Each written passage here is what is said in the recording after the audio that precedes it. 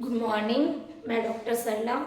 आज का जो हमारा टॉपिक है, हम बायोस्फीयर के बारे में पढ़ेंगे, जो मैथ से पढ़ेंगे और कुछ क्वेश्चन आपको करंट से के बारे में बताएंगे।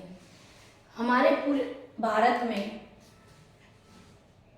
में कुल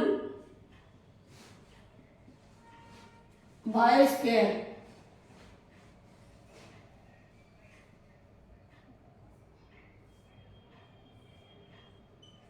रिजर्व 18 है। टोटल कितने हैं? 18 है। अब इन 18 में से 22 यानी कि 12 यूनेस्को की लिस्ट में, यूनेस्को के द्वारा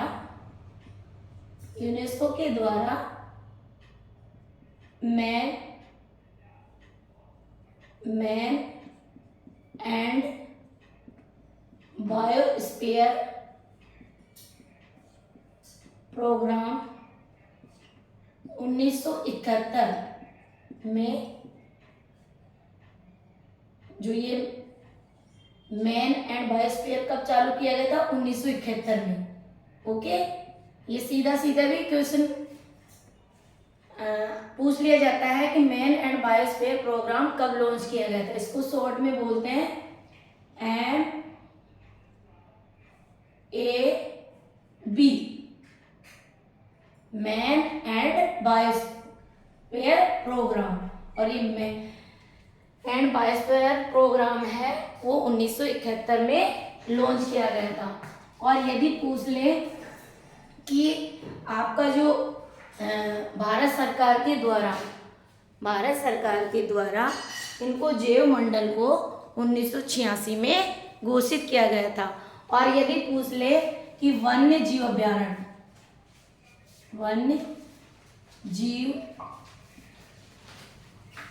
अधिनियम 1972, ये ध्यान रखें। और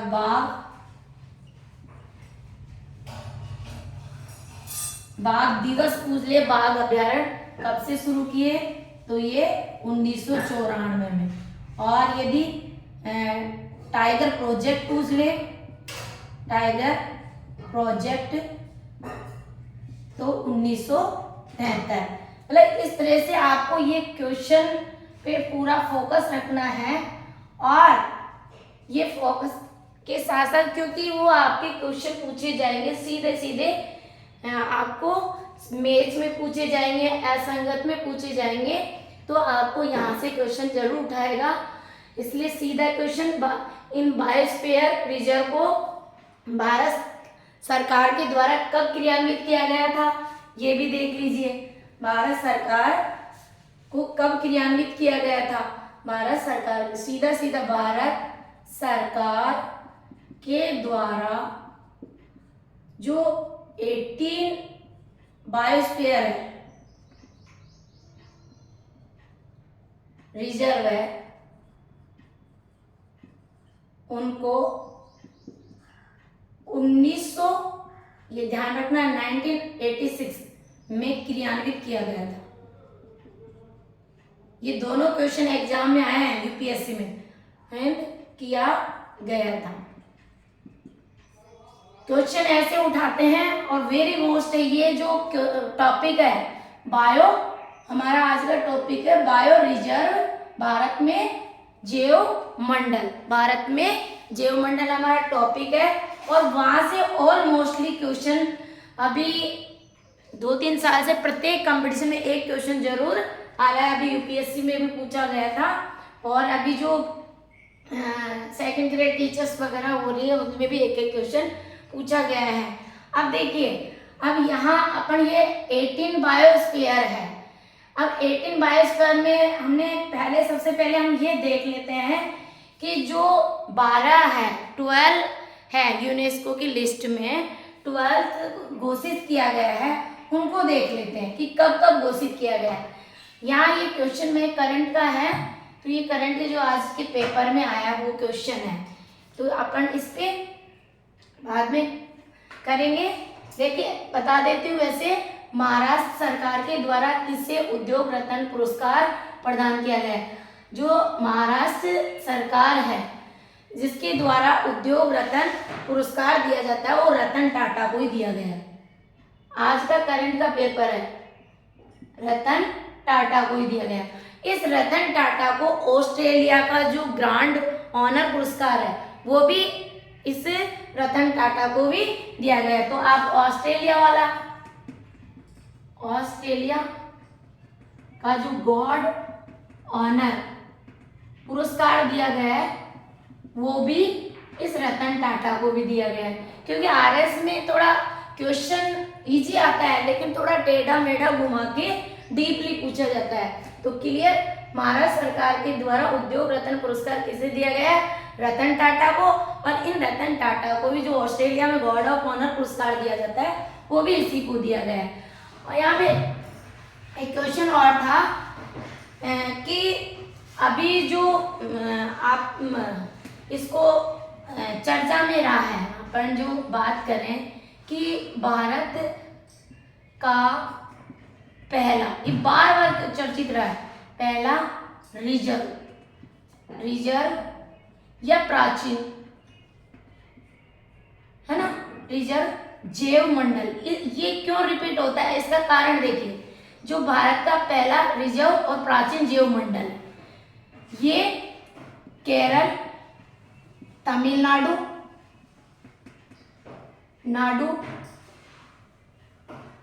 केरल, तमिलनाडु और कर्नाटक, ये तीनों की बाउंड्री पे बना हुआ है, यानी तीनों स्टेट इसमें आते हैं। इसका क्षेत्रफल भी पूछ लिया जाता है, 5520 वर्ग किलोमीटर। क्लियर। दूसरा क्वेश्चन ये भी पूछा जा सकता है, इसको कब घोषित किया गया? तो 1986 में घोषित किया गया था। ठीक है। अब क्वेश्चन अब ये पूछा जाए कि यूनेस्को के द्वारा इसको कब अपनी लिस्ट में शामिल किया गया? तो 2000 में यूनेस्को की लिस्ट में इसको शामिल किया गया।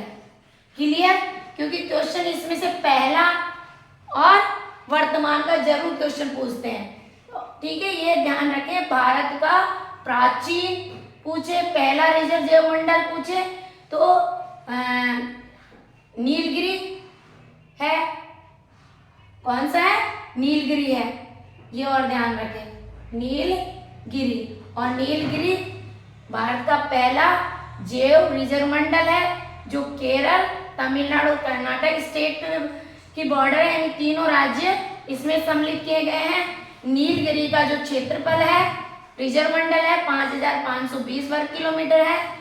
यूनेस्को के द्वारा इसको 2000 में शामिल किया गया। ये भी एक तरह से बहुत इंपॉर्टेंट क्वेश्चन है।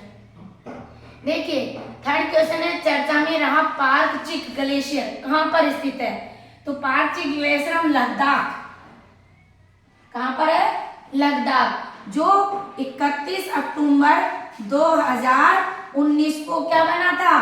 केंद्र शासित प्रदेश। एक तो जम्मू कश्मीर और एक लद्दाख, दोनों 31 अक्टूबर 2019 को टेरिटरी यानी केंद्र शासित प्रदेश बने हैं, केंद्र शासित प्रदेश। तो इससे उठा लिया करंट का क्वेश्चन कि चर्चा में रहा पार्क पिक ग्लेशियर कहाँ पर स्थित है? लद्दाख में। क्लियर।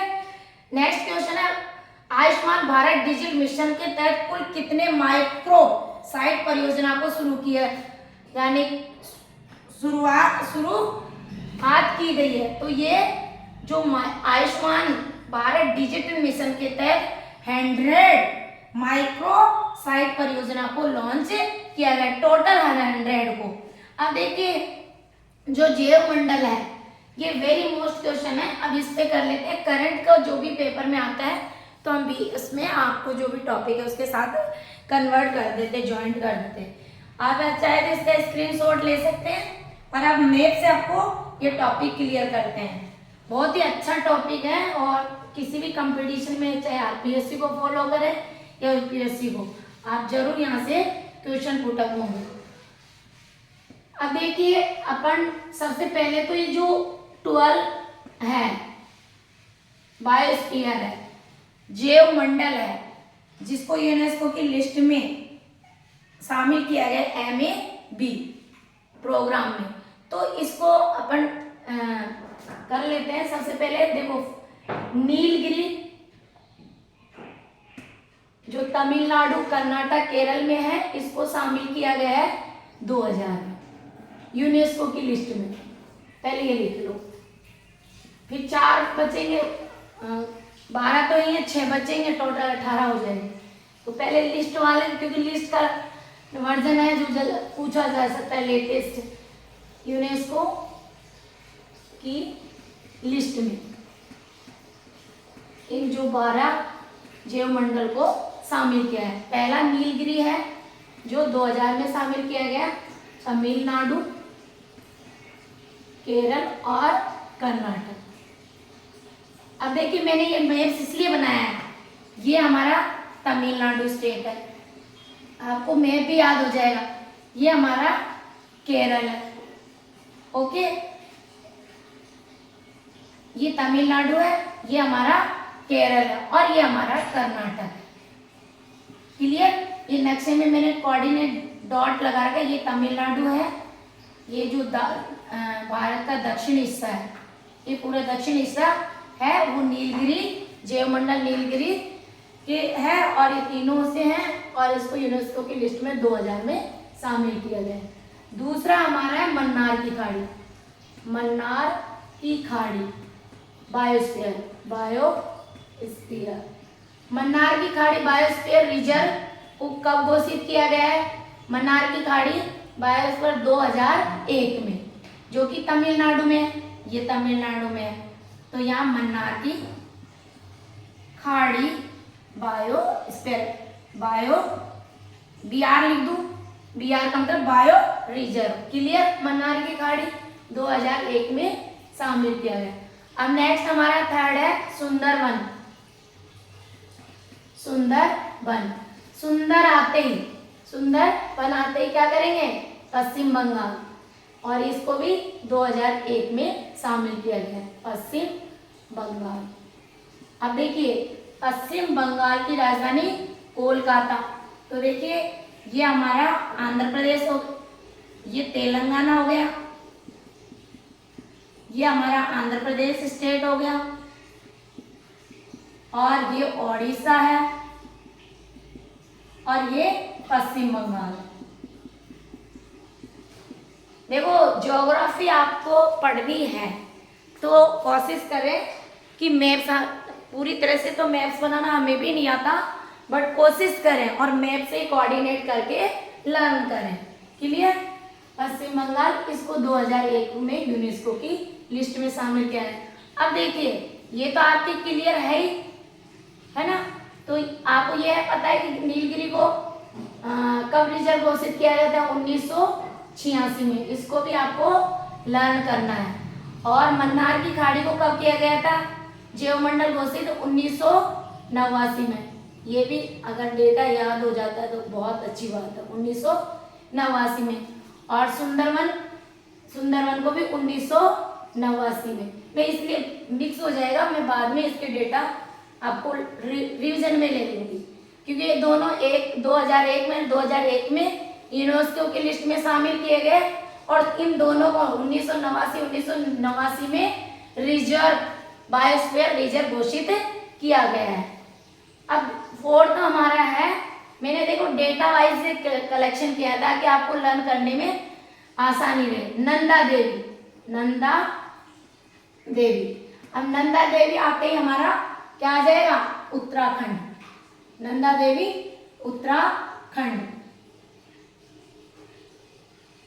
नंदा देवी उत्तराखंड, यहाँ पे है उत्तराखंड। क्लियर? नंदा देवी उत्तराखंड में है, और ये इसको कब घोषित किया गया है? 2004 में, 2004 में क्या घोषित किया गया है? BR, bio reserve, bio reserve वाला पढ़ रहे हैं अपन। फिर देखिए, नंदा देवी के बाद में आता है हमारा पंचमंडी। अब पंचमंडी आते ही एक और क्वेश्चन है कि यहाँ पे हिल स्टेशन है, पंचमंडी में हिल स्टेशन है, ओके, वेरी मोस्ट क्वेश्चन है।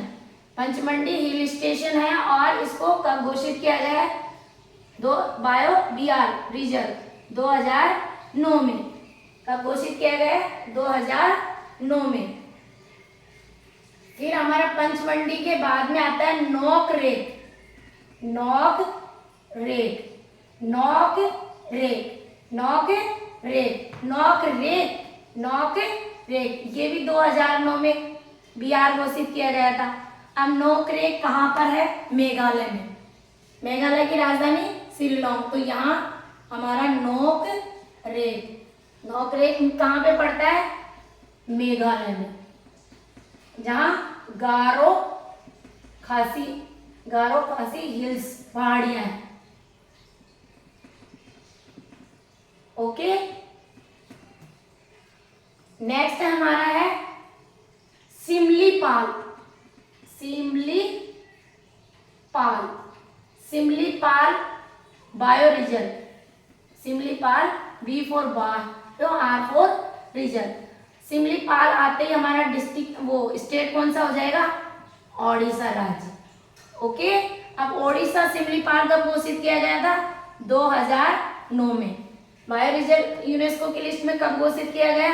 2009 में। अब देखिए तीन ऐसे हैं, एक पंचमंडी, एक नोकरेक और एक सिमलीपाल। तीनों पंचमंडी, नोकरेक, सिमलीपाल 2009 में घोषित किए गए थे और नंदा देवी को 2004 में घोषित किया गया।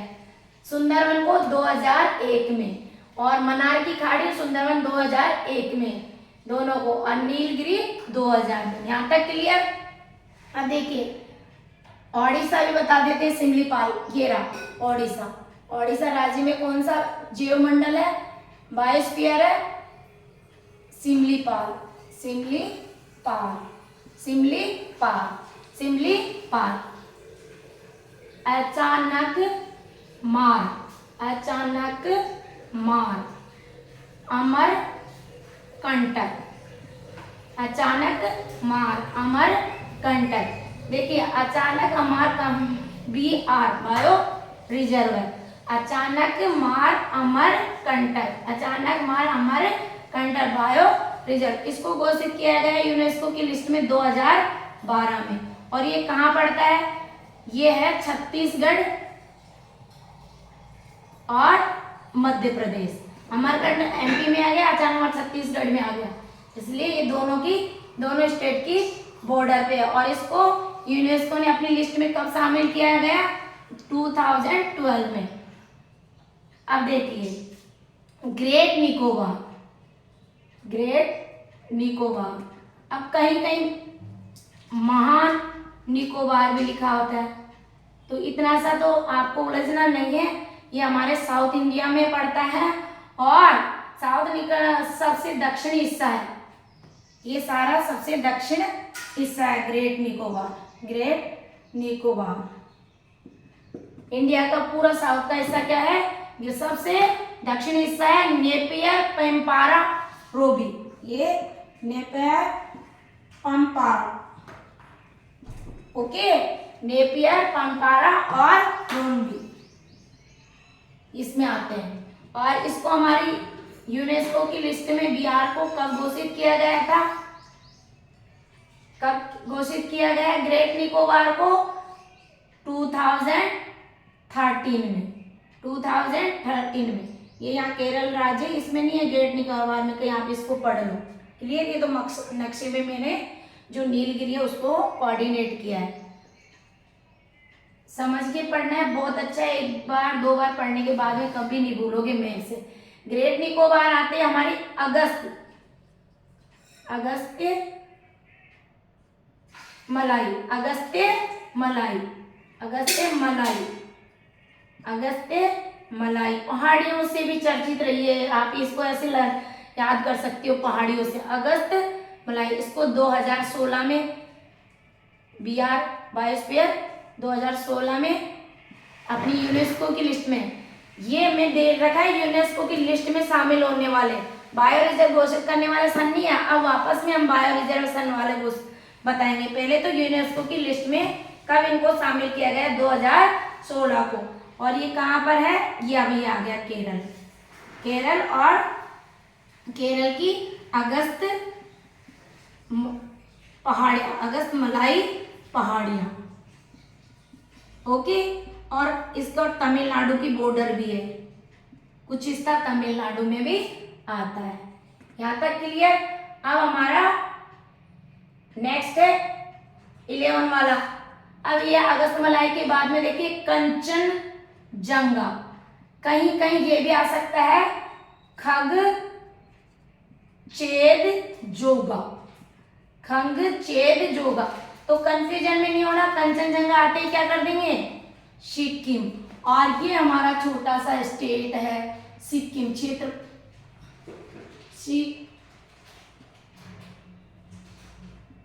सिक्किम। ओके, यहाँ पे है हमारे इंडिया के मैप में सिक्किम, यहाँ पे है कंचनजंगा सिक्किम में। अब ये कंचनजंगा को बायो रिजर्व अभी 2018 में यूनेस्को की लिस्ट में शामिल किया गया। और लास्ट वर्तमान पूछ ले या लास्ट पूछ ले तो पन्ना, पन्ना बायो स्फीयर रिजर्व या जैव मंडल। और इसको कब घोषित किया गया है यूनेस्को की लिस्ट में, कब शामिल किया गया है, 2020 में शामिल किया गया है। जबकि ये हमारा जो पन्ना है इसको जैव मंडल तो 2011 में ही घोषित किया गया था, बायो बीआर 2011 में शामिल किया गया था या घोषित किया गया था। लेकिन यूनेस्को की लिस्ट में इसको 2020 में शामिल किया गया। ये टोटल हमारे बायोस्फीयर है जिसको यूनेस्को की लिस्ट में शामिल किया गया है। अब हमारा जो नेक्स्ट है पन्ना का, आपको पता ही है ये मध्य प्रदेश में है। और देखिए मध्य प्रदेश को बाघों का शहर भी कहा गया है, बाघों का शहर भी कहा गया, घर भी कह सकते हैं इसे, क्योंकि वर्तमान में इसमें जो बाघों की बढ़ोतरी हुई है वो 785 बाघ है वर्तमान में।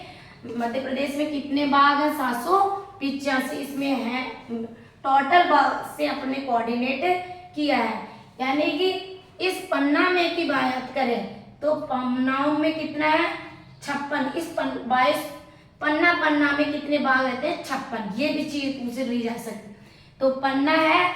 अब देखिए बचे कितने, टोटल 18 भारत में जैव मंडल है, बायोस्फीयर है, तो 12 को तो उन्होंने अपनी यूनेस्को की लिस्ट में शामिल कर दिया गया। अब बचे 6 बच गए। अब 6 को भी लिख लीजिए नीचे,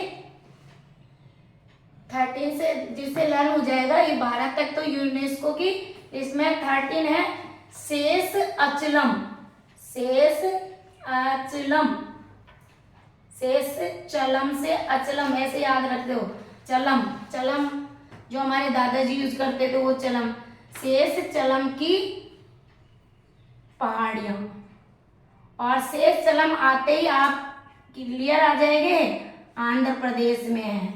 और आंध्र प्रदेश के शेष चलम को बायो रिजर्व बीआर कब घोषित किया गया था, बीआर घोषित किया गया 2010 में, 2010 में घोषित किया गया। अब देखिए आंध्र प्रदेश में आपने पढ़ा होगा चित्तूर और कडप्पा, चित्तूर और कडप्पा ये जिले हैं जहां पर ये शेष चलम बायोस्फीयर रिजर्व है।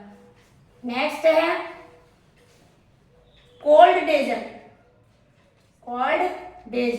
अब आप आंध्र प्रदेश पूछे तो मैंने देखिए यहाँ बता दिए, तमिलनाडु से ऊपर एकदम दक्षिण में क्या हो गया, तमिलनाडु। और तमिलनाडु से जस्ट ऊपर कौन सा आ जाएगा स्टेट, आंध्र प्रदेश राज्य। ये लो आंध्र प्रदेश। तो कोल्ड डेजर्ट कहाँ पे है, ये HP हिमाचल प्रदेश। शेष चलम कहाँ पे है, आंध्र प्रदेश में। शेष चलम कहाँ पर है, ये आंध्र प्रदेश। शेष चलम आंध्र प्रदेश। कंफ्यूजन में नहीं होना। शेष चलम बीआर रिजर्व आंध्र प्रदेश में है, 2010 में बायोस्फीयर घोषित किया गया था। ये यूनेस्को की लिस्ट में शामिल नहीं किया गया है। देखिए अब क्वेश्चन ऐसे भी आएगा, इसको कर लेते हैं फिर अपन को समझाते हैं। कोल्ड डेजर्ट कहाँ है, HP हिमाचल प्रदेश में। अब हिमाचल प्रदेश में पिन वैली, ये भी पूछा जा सकता है पिन वैली राष्ट्रीय उद्यान कहाँ पर स्थित है?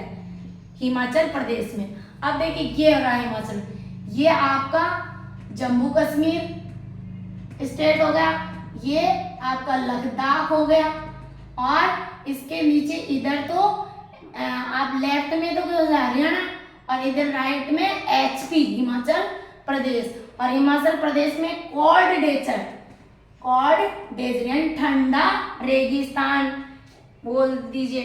तो यहाँ पिन वैली, ऐसे हिमाचल प्रदेश में पिन वैली राष्ट्रीय उद्यान भी पाया जाता है, इसलिए भी ये चर्चित है। और ये चंद्रताल जिले में भी ये कोल्ड डेजर्ट है। और सरयू, आपने सुना होगा सरयू नदी, तो ये यहीं पे है। नेक्स्ट हमारा है कोल्ड डेजर्ट के बाद में कच्छ। अब वेरी मोस्ट, क्योंकि 12,454 कच्छ ये कच्छ है, ये बिहार बायो रिजर्व है, और ये गुजरात स्टेट में आता है।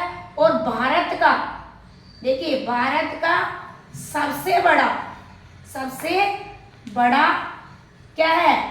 बायो स्फीयर, ये आईएएस में भी आ चुका है। और आरएस में तो इस टॉपिक में से तो आप रट ही लेना 100%, चाहे आप एसटीसी दे, आरएस दे, राजस्थान कांस्टेबल, किसी भी कंपटीशन में कहीं से भी ये चैप्टर को रट लेना, इस चैप्टर से आएंगे। मैं ये तो नहीं कह रही यही क्वेश्चन आएगा, ये पूरा जो मैंने डायग्राम चार्ट से समझाया है, इस टॉपिक में से कोई से भी कंपटीशन दे लेना, एक क्वेश्चन जरूर आएगा। तो सीधा भारत का सबसे बड़ा बायोस्फीयर कौन सा है? कच्छ। और कच्छ कहाँ पे है? गुजरात में। और यहाँ मैप्स में कहाँ गया? ये रहा कच्छ और ये गुजरात, ये रहा मैप से कच्छ। और जिसका क्षेत्रफल कितना है? 12,454 ये था। और इसीलिए भारत का सबसे बड़ा बायोस्फीयर माना जाता है 12,454। अब देखिए नेक्स्ट है हमारा देहांग और दिबांग।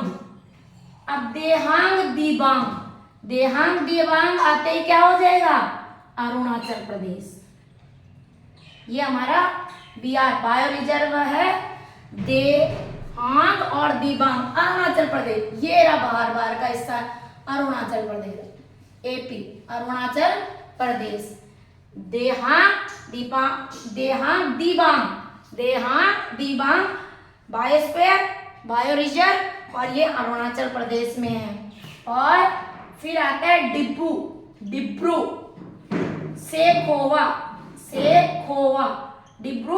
सेखोवा, ये 1997 में इसको बिहार बायो रिजर्व घोषित किया गया था।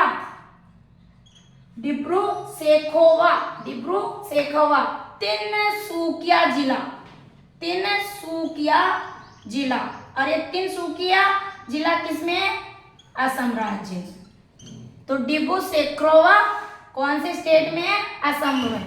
और लास्ट है मानस हमारा कौन सा हो गया? मानस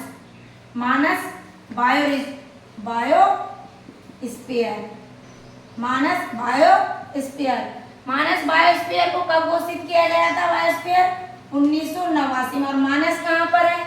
ये रहा असम राज्य। यहाँ पे ये असम, यहाँ असम का है, असम में। तो ये जो यहाँ का 1989 में जो ये मानस बायोस्फीयर था, उसको 1989 में बायोस्फीयर घोषित किया गया था। और इसका जो चर्चित जिला है ये गांव आया था बोगाई, ये इसका जिला है, बोगाई गांव है, जो यहाँ से बहुत ही चर्चित है। अब देखिए हमने ये शेष चलन बिहार रिजर्व 2010 में घोषित किया गया। कोल्ड डेजर्ट को आप इससे घोषित करें, पिन वैली के लिए बहुत ही चर्चित है ये कोल्ड डेजर्ट 2000 इसको में घोषित किया गया 2000 में, कोल्ड डेजर्ट 2000। और कच्छ को कब घोषित किया है? 2008 में, क्योंकि ये तो हमारी यूनेस्को की लिस्ट में शामिल नहीं है ना, तो कच्छ 2008 में। और भारत का सबसे बड़ा बायोस्फीयर कौन सा है? कच्छ, गुजरात का। क्लियर। और फिर देहांग दिबांग 1998 में, देवांग दियांग 1998 में इसको घोषित किया गया है। देयांग डिब्रू सेखावा 1997 में घोषित किया गया था, और मानस को 1989 में। तो ये हमारा यूनेस्को की लिस्ट में कब शामिल किया गया, ये तो हमने ऊपर करवाया है। और कब इनको बायोस्फीयर घोषित किया गया? मोस्टली कैसे पूछा जाएगा? निम्नलिखित में से यूनेस्को की लिस्ट में शामिल नहीं किया गया है। अब उन्होंने दे दिया मन्नार की खाड़ी, नीलगिरी, मन्नार की खाड़ी दे दिया, एक नीलगिरी दे दिया, सुंदरवन दे दिया, और फोर्थ में डाल दिया कोल्ड डेजर्ट। तो ये जो यूनेस्को की लिस्ट में यहाँ 12th देगा कोल्ड डेजर्ट नहीं है ना, तो आंसर क्या जाएगा? Cold desert. या फिर ऐसे दे देंगे, एक तरफ बायोस्फीयर दूसरी तरफ राज्य, जैसे नीलगिरी कहाँ पे है, मैच कर देगा। मन्नार की खाड़ी कहाँ पे है, उल्टे सीधे स्टेट दे दिया सुंदरवन। तो नीलगिरी तमिलनाडु, केरल और कर्नाटक तीनों राज्य में मन्नार की खाड़ी है। क्लियर। ये तमिलनाडु में है, मैंने नक्शे में बता दिया है, तमिलनाडु।